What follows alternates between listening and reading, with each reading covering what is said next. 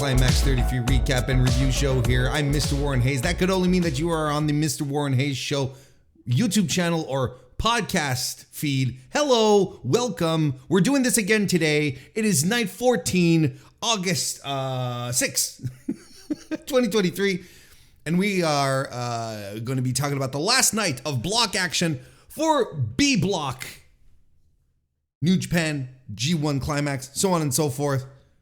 You know, if you're in the mood, by the way, if you're in the mood for showing a little bit of support, you know, just a little something, you know, you can always leave a like and a subscription here on YouTube or a review on Apple Podcasts, preferably 5 stars or a 5-star rating on Spotify. Just, you know, dripping a few things here and there, that stuff helps out a great deal. And, you know, I'm appreciative of that. You know, that's just my nature.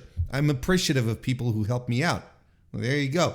And I'm appreciative for the main event of this show because, holy smokes, this was not the greatest night of professional wrestling,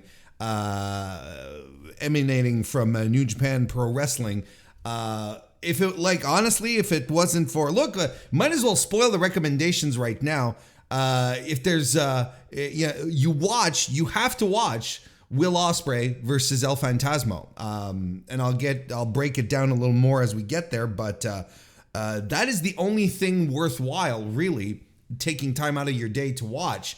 Because this wasn't great. Look, the results go as follow for the finals of B block. KENTA defeats YOSHI-HASHI. Great-O-Khan got one over Taichi. Kazuchika Okada eliminated Tanga. Well, he was already eliminated. What am I talking about? And he beat him as well. And Will Ospreay defeated El Phantasmo. I feel like this is going to be a short one because now we're at the part where I break down the matches. And I don't have much to say about the first 2 matches because they didn't have much to offer. And look, despite the fact that we knew going into night 14 that the first 2 matches were completely irrelevant because all 4 guys were already eliminated is one thing. But these guys coming in and mailing it, just phoning it in, right? There used to be 2 ways of communication, phone and mail. So we're going to go with mail because phoning it in is the, that's the expression most people are familiar with, right? I'm trying to make some time here, folks. What do you want from me? I want to give you your money's worth. What money? I don't know. Look, I'm just doing my best here. Bear with me. Listen, we had 4 guys phoning it in tonight. Not necessarily abysmal matches, but matches that are not worth your time, and matches that were not worth my time, and I don't know what compelled anyone here to really go ahead and do what was done. But look, it started off with KENTA versus YOSHI-HASHI, and I guess the only really good redeeming part of this match was the fact that they got it out of the way early. Yeah, again, just to be clear, because I realized I just forgot to mention this. I'm not talking about the undercard. We're going to focus on the block matches themselves.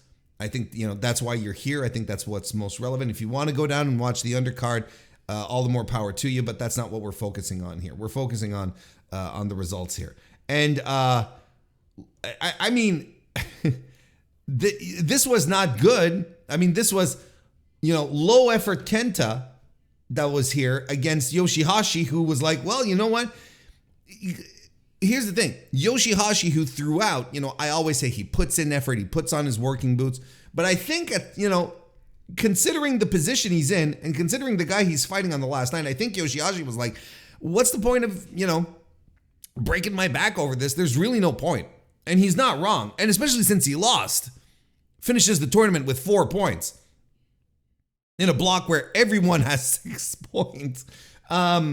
No, I get it, and I don't blame him. And this, kind of stunk. Lots of shtick. It plotted and dragged, and I don't know.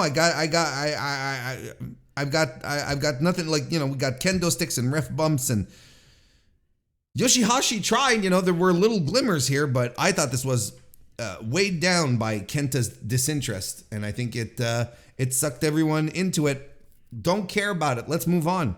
Great-O-Khan versus Taichi. Hell of a decision. I'll tell you what. Hell of a decision to have this match, which has no importance, right? Make it feel like it wasn't important. Coming in and the guys are grappling, they're trying stuff out, it feels like I'm watching a wrestling exhibition, if that makes sense, as opposed to a match. I feel like it's two guys just slapping moves on each other. It's slow. Again, plotting is the key word here. The operative term, once again. And look, I like my grappling. Don't get me wrong. I really do like my grappling matches. When they're good, they're good. And when they're good, they're great. And I'm usually excited for them, but I am not into this kind of match when my interest level in the match is already bare bottom, because I'm like, I have nothing here. There's nothing to make me care about this match. There's no stakes. No one is advancing. This has no effect on anyone else in the block. So it's like, why are we doing this? Both of you guys are eliminated in the tournament. There's a few moves that get traded. Great-O-Khan drills Taichi with a submission, which he eventually taps out too. What do you want from me? I got no. Here's the analysis I'd give you. Even though, and I feel more so, right?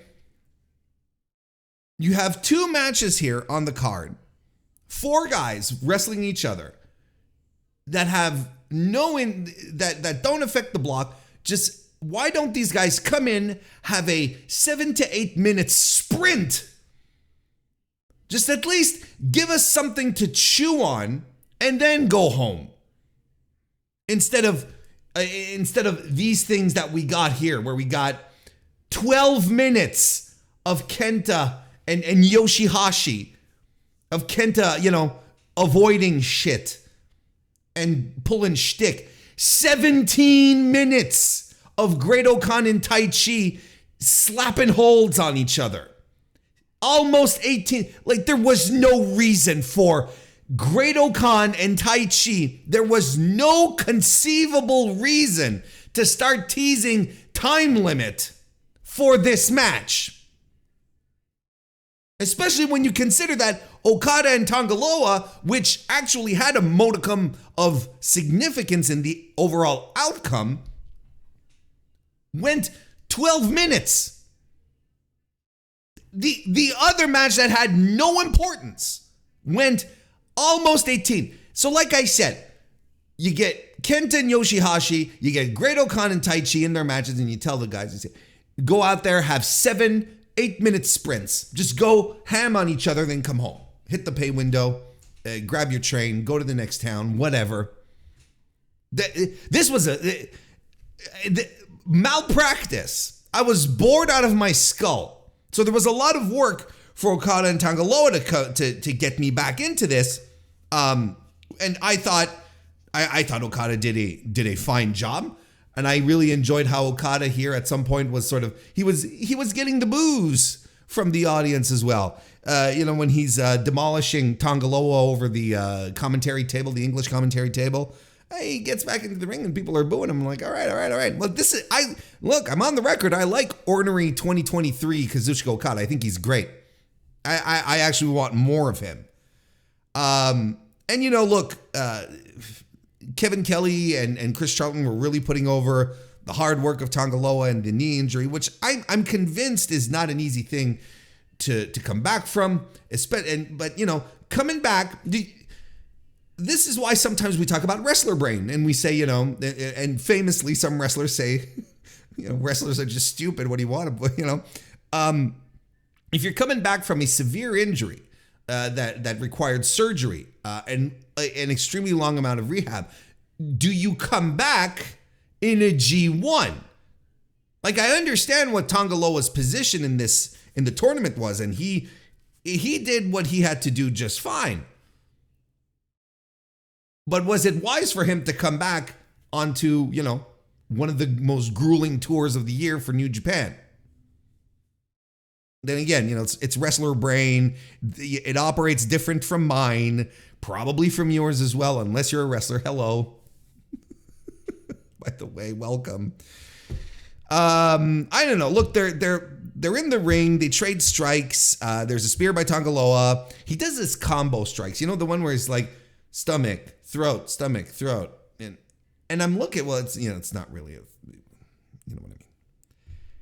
And those don't look good. They just don't look good. They look soft as hell, especially before, because he builds up a head of steam, pushing into the corner. And I always feel bad for the guy who has to sell those because they look terrible.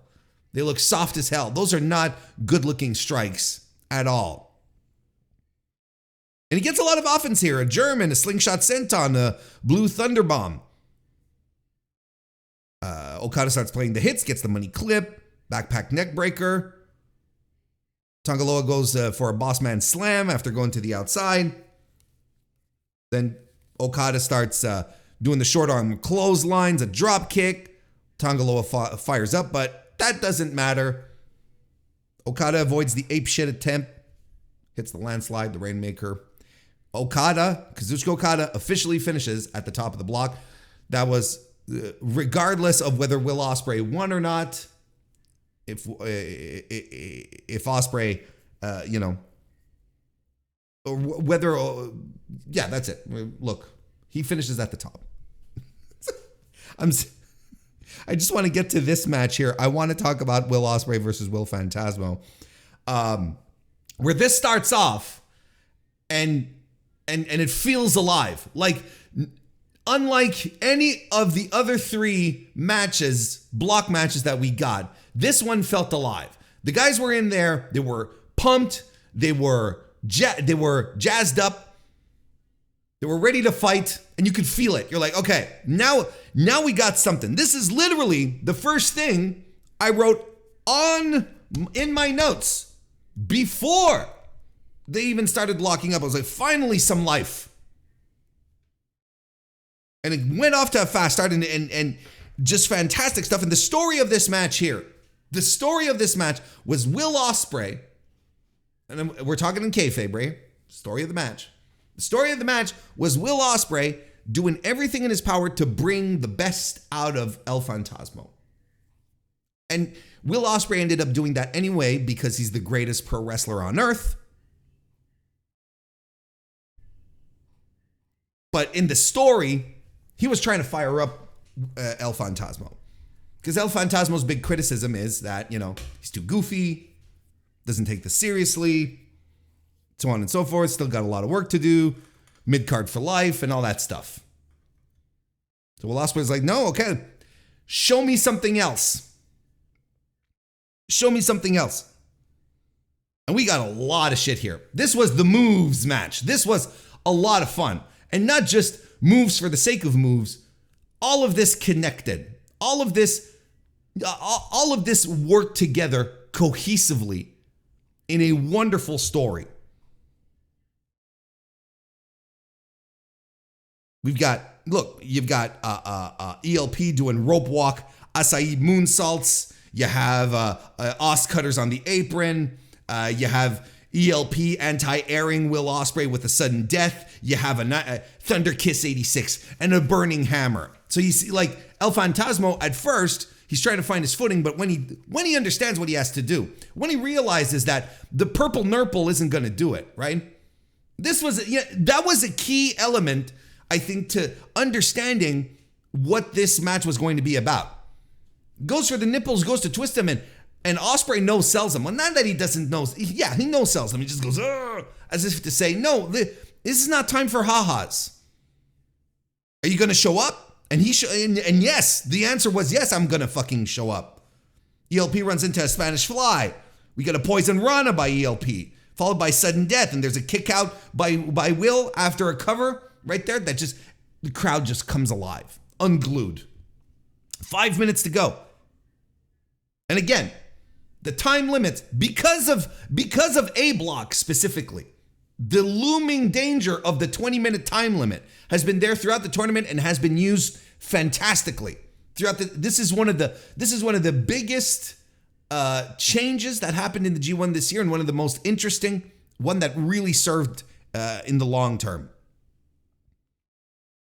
So as I said, 5 minutes to go. Swing DDT by ELP off the top rope. Then we get some super close near falls. Like, I'm buying into them. I'm on the edge of my seat. I'm sweating. Well, maybe not sweating, but I'm on the edge of my seat. I'm doing this. This is usually a sign. When I'm watching a wrestling match and my arms are over my head like this, that's usually a sign I'm into it. Get a hidden blade reversed into a Rana, which was by ELP, which was fantastic. Just smooth as fucking butter. Oz cutter by ELP. But then Oz cutter by ELP follows it up by a CR2. He hits the CR2. He does the fist pump. He's like, I got it. He covers, but no Ospreay kicks out. It's not good enough. We got 3 minutes left. Oz cutter. The ELP kicks out of the pin attempt. 2 minutes are left.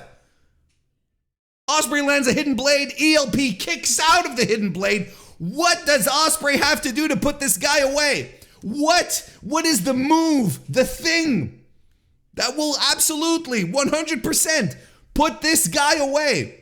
Well, nothing less than the most dangerous and despicable professional wrestling move in all of professional wrestling, the Tiger Driver 91.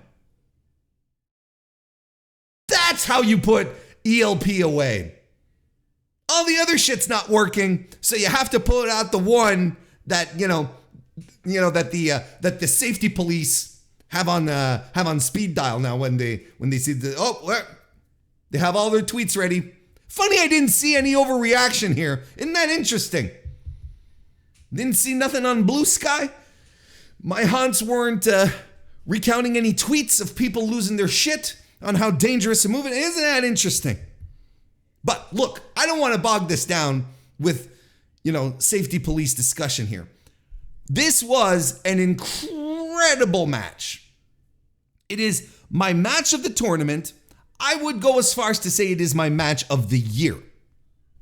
Will Ospreay did everything in this match to bring the best out of ELP, and ELP delivered and over-delivered. This was a match that that I had expectations for. I did not see it reaching the heights that it did. What a tremendous effort by El Phantasmo, who brought everything to the table. He legitimately has all the tools. He's got everything. And this threw me a bit for a loop because, if you've been a regular listener to my daily stuff here, you know that I thought that this was going to be Will Ospreay signing off. It's like, look, I got my win against Okada back. I'm going to put some of the guys over because, the rumor, the tale, the yarn is that Will Ospreay's contract is coming up at the end of the year here, which is usually the case with contracts in New Japan. They always come to an end on January 1st.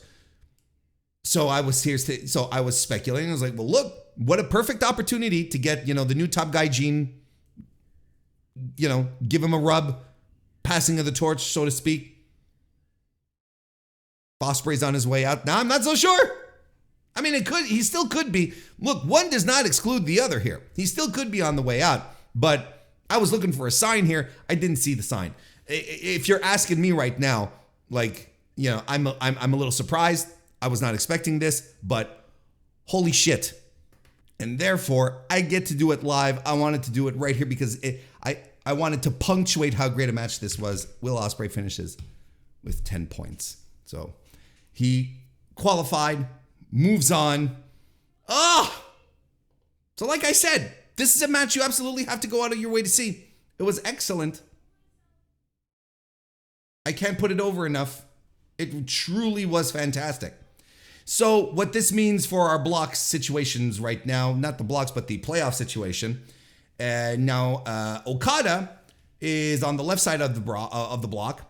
And he's on the same side as Sanada, who will be fighting the winner of the runner-up of Block C. Okada will be fighting the winner-up of Block D.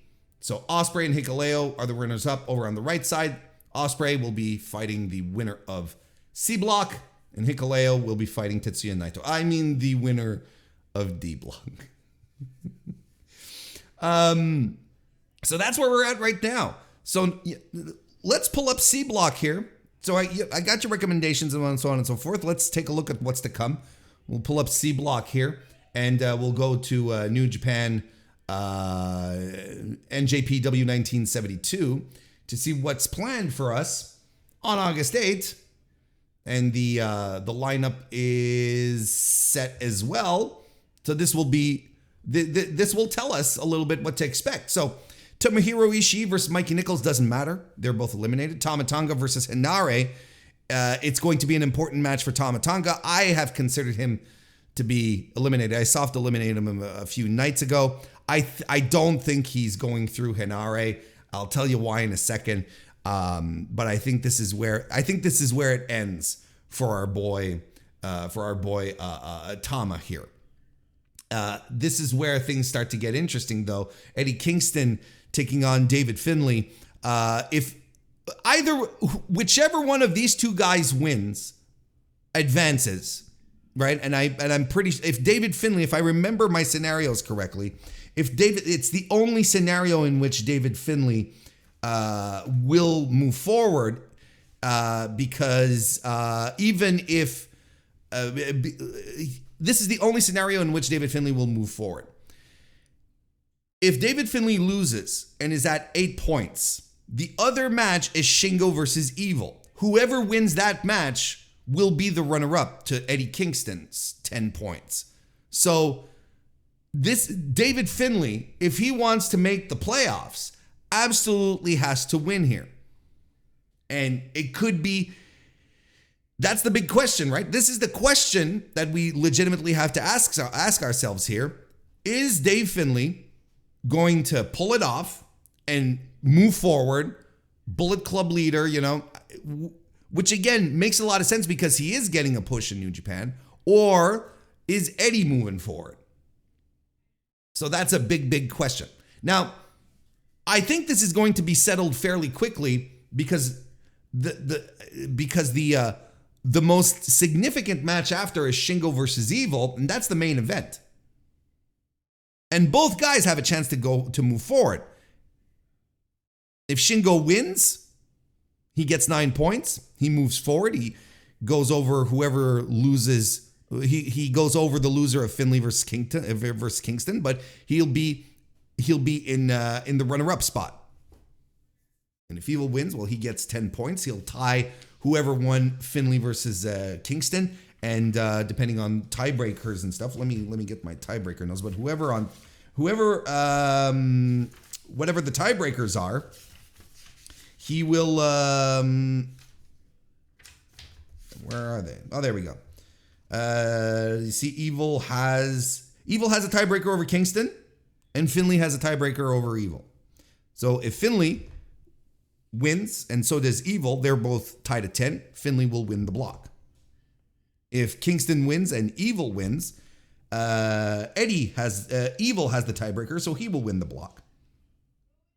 But they will both still qualify. So I don't know how, like, the main mystery for me right now, the one that I'm really scratching my chin, wondering what they're going to do, is Finlay versus Kingston. And I'm not gonna posit a prediction on this one. This shit has been too unpredictable. Block A was just all over the place. I'm very confident that Tama Tonga will not be a factor, but I think especially considering his position on the card, like he's third from the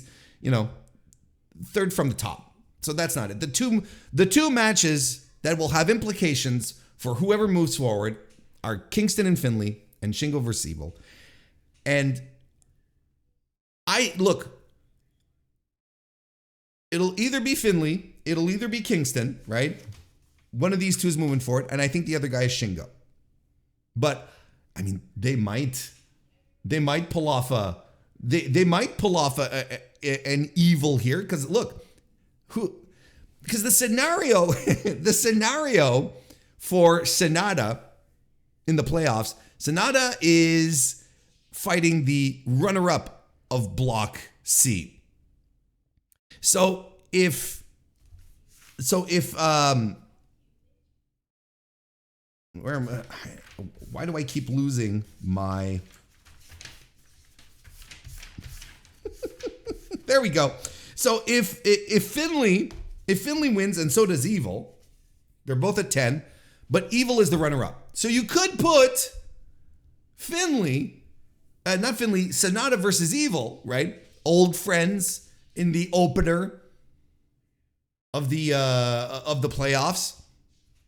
You could put these two guys for the quarterfinals.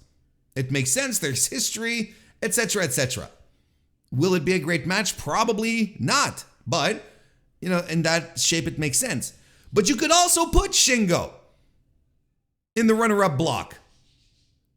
Because then you have Sanada, you have the former LIJ guy fighting another former friend, compatriot.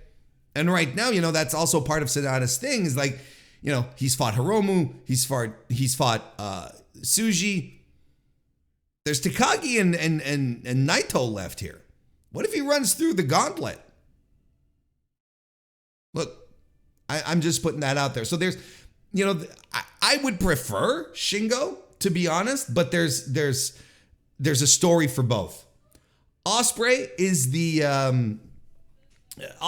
going to be facing the winner of Block C. So let's say it's David Finlay. I think that makes sense. And Ospreay would get a great match out of Finlay. This is one that I would actually be interested in seeing. Don't discount the disinterest I would have in seeing Eddie Kingston versus Will Ospreay. That would be something that we would not be used to seeing. I'd be very excited to see how that would turn out. You kidding me? But I'm not predicting. On that front, when it comes to the winner of C1, I'm not predicting. But when it comes to the runner-up, I think Shingo's the guy. Shingo with his draw and whatnot. I think he's the guy that moves forward. And there you have it. There you go. That's how we are going to wrap that up. So we're doing this on Tuesday, right? Yeah, August 8th. So I'll be back on Tuesday, August 8th, to wrap this up, the C block.